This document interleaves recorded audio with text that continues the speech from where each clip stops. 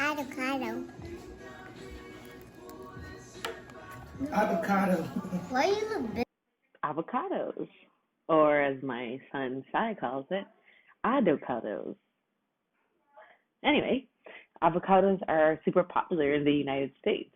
You've got avocado toast, you've got avocados booming during football season, you've got guacamole on kind of everything. This very staple of American pop culture right now is super popular, but how did it get there? The 1994 North American Free Trade Agreement is one policy that has given us so many avocados that we can almost consume 1.7 billion pounds of it in the United States every year, as the author Larmer says in the article that we're reading this week.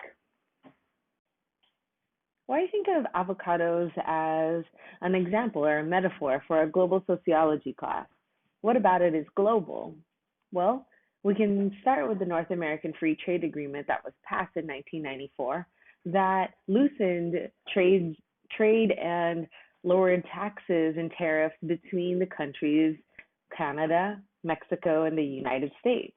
That then allowed for lots of products in Mexico to come to the United States without much struggle. Avocados being one of them, and other products, fruits from Mexico being others. But there's also global environmental detriment that goes with having green gold as a part of our American imagination and part of NAFTA's product of what goes up and down these borders. The last few parts of thinking about the avocado as a representation of global sociology is its potential.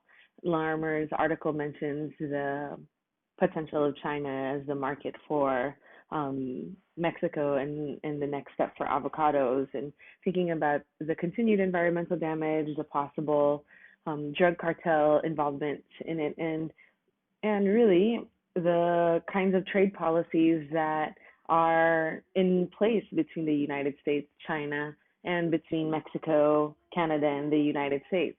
All of these things are really something that is a global byproduct, and avocados is just the fruit of that byproduct. Lastly, I think we should really think about the avocado not just as an economic product, but it's also something that changes cultures, that changes how American and the global culture sees a piece of fruit and perhaps the country that it comes from and the culture that it comes from. So all of it is really a global sociological experiment, and how we can learn about the supply chain and its consequences is always only by looking at its global impacts. Until next time.